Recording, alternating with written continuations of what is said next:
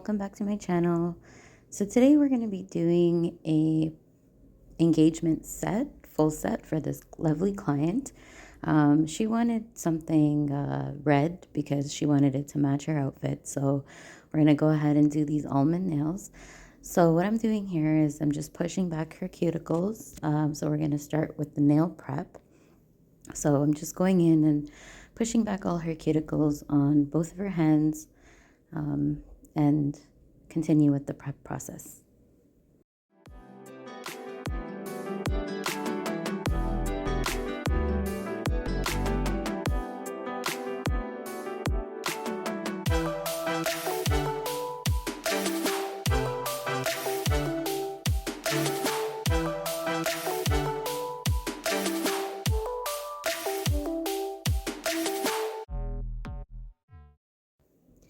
Now I'm just taking an alcohol wipe and just wiping off any dust or any excess off of her nails on both hands. What I usually do with one hand, I do it with the other hand to the other hand as well, just so I don't lose track of what I'm doing. Next, what we're going to be doing is I'm going to be taking a fine grit sanding band. Now you want to be sure that you're never using 100 grit or 80 grit on anyone's natural nails. This can damage their nails. So what I'm doing here is I'm using 180 grit fine sanding band, and I'm just sanding off around her cuticle area and prepping that way. Now we're going to go ahead and we're going to apply the nail tips. This client wanted a almond nail, but more rounded shape. So I'm going to be using these square tips, and these were just purchased off of Amazon. I'll put the link below. And also, so we're just going to go ahead and nail glue that I will be using is the Kiss nail glue, I believe. I'll put that down below as well.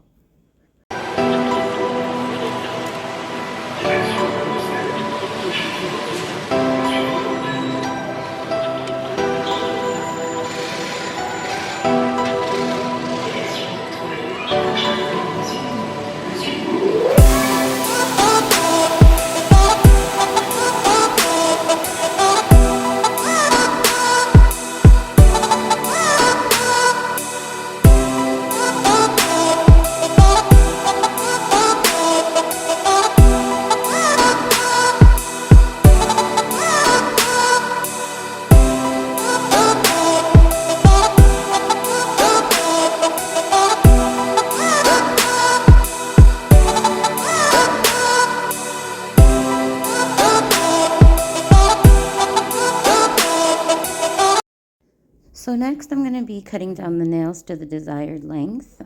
So, it's better to cut a little bit longer than the client actually wants, because remember, you will be filing down. So once you're done that, I actually go ahead and look at both fingers on both hands and just make sure they both match up, because the last thing you want is your client leaving here with uneven nails. Nobody wants that. Now, normally I use a straight edged nail clipper whenever I trim my nails, or I just find it easier to work with. But for this almond shape, I particularly like to use a curved nail clipper.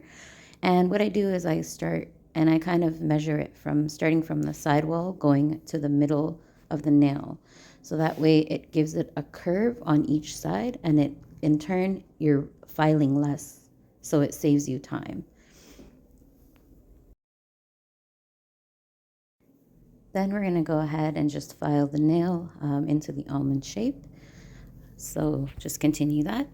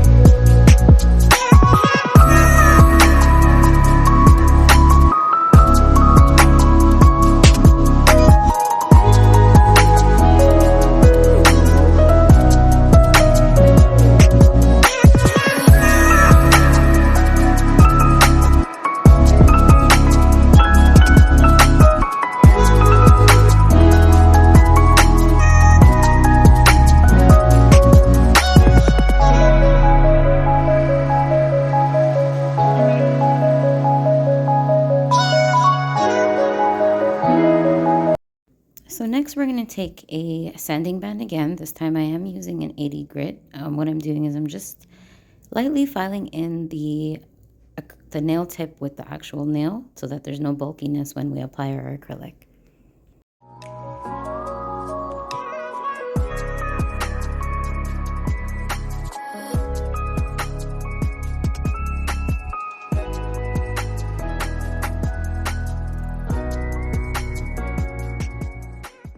So I'm going to go ahead and I'm going to apply some dehydrator, also some 2 coats of pH bond for the nail, and I'm also going to be applying primer to all of the nails.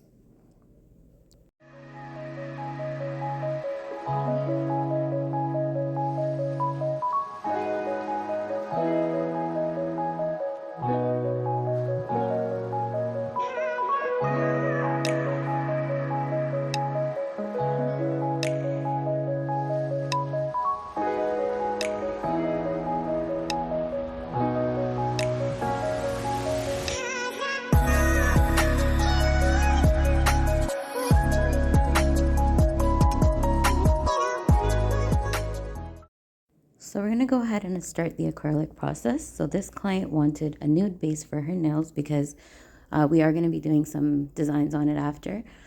So I'm just using a acrylic Kolinsky brush from Pana.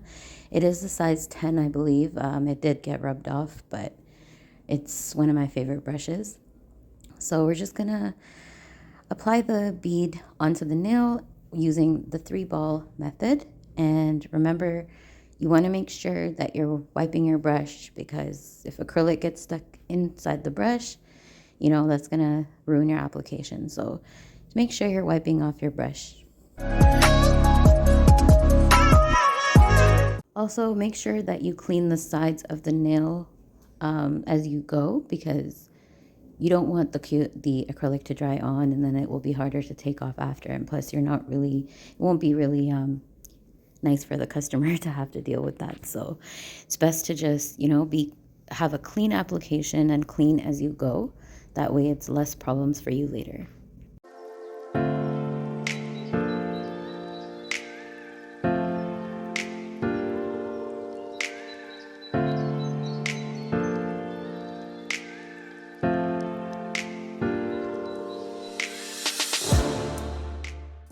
I actually like to seal my whatever acrylic I'm using. I like to seal it with a clear coat on top.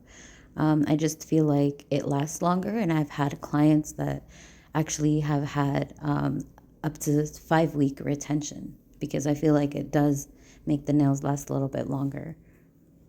But it's not a must. It's something that if you want to do it, you can. It just works for me.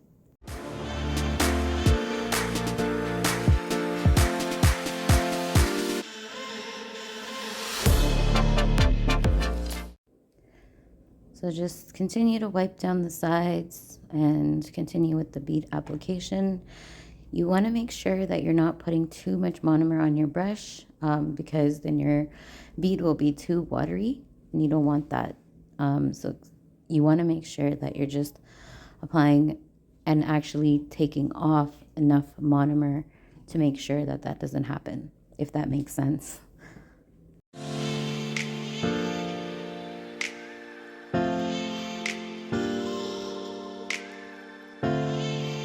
So when I place the first bead, I usually place it right where the natural nail meets the tip. I kind of start from there, and then I put the other one right in front of it, and then my last bead is usually my cuticle bead. This is the way I do it. You know, it works for me. This is kind of the way that I was taught as well. So if you want to use this method, that's up to you, but I just find it works best for me. So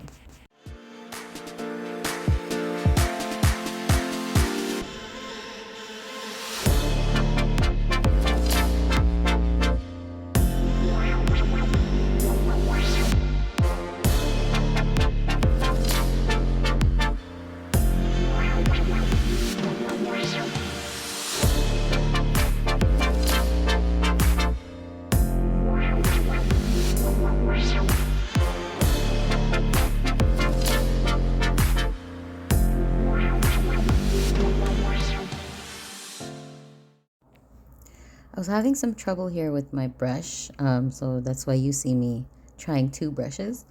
It's just, I don't know, it was just being weird. Brushes have a mind of their own sometimes, you know.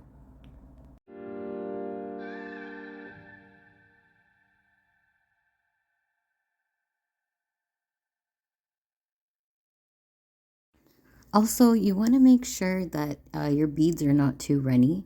Um, be, Acrylic in general is a little bit runnier, so I like to hold the finger downwards. This just kind of, the nail, it works with the gravity, so which means less work for you. So if you keep the finger downward, pointing downwards, it's a lot easier for you to, control the product.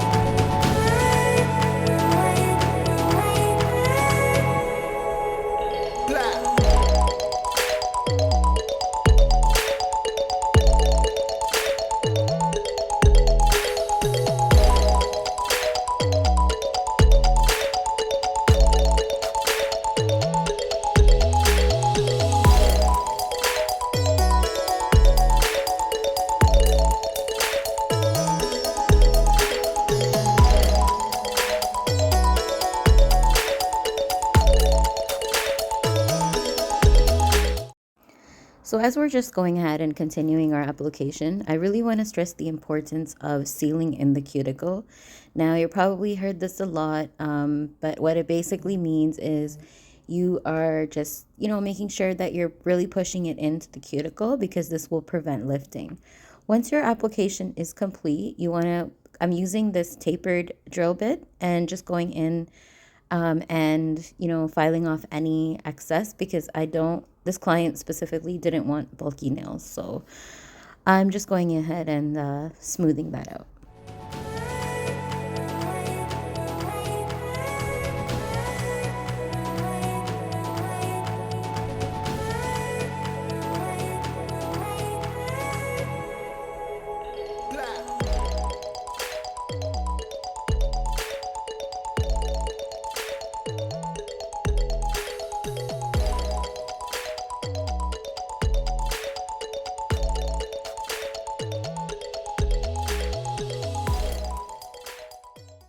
Next, I'm just going in with a sanding band and I'm actually sanding it down more. For this, I am using 100 grit. You can, like I mentioned before, you can use 80 or 100, whatever kind of works for you. For me, they both work and I just kind of, go with whatever I'm feeling in the moment. So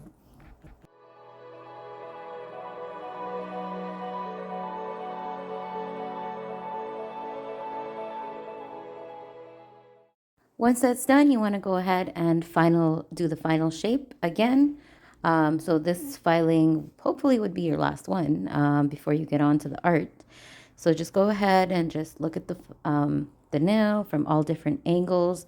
You want to make sure that you're getting underneath the nail.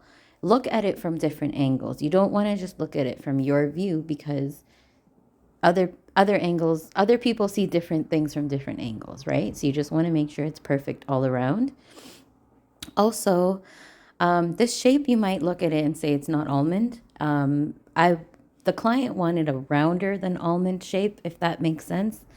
She didn't want completely almond because she said it was too pointy for her. Now, I know some people may disagree, but if a client has a request, you have to fulfill that request. So this would be more of a rounded nail, I would say, like a rounded almond versus a regular almond. Now, once we're done that, we are going to go ahead and start the nail art. So I'm just applying a base coat here. I'm using a Care Sky base coat. So once you go ahead and apply that, go ahead and cure for 60 seconds. And I'm doing that on both hands. Hey guys, so here's the final look. So as I had mentioned, it's not really almond, it's more rounded because that's what she wanted. But let me know what you guys think in the comments below, and let me know what you guys want to see next. So don't forget to hit that like and subscribe button. And thank you so much for watching. See you next time.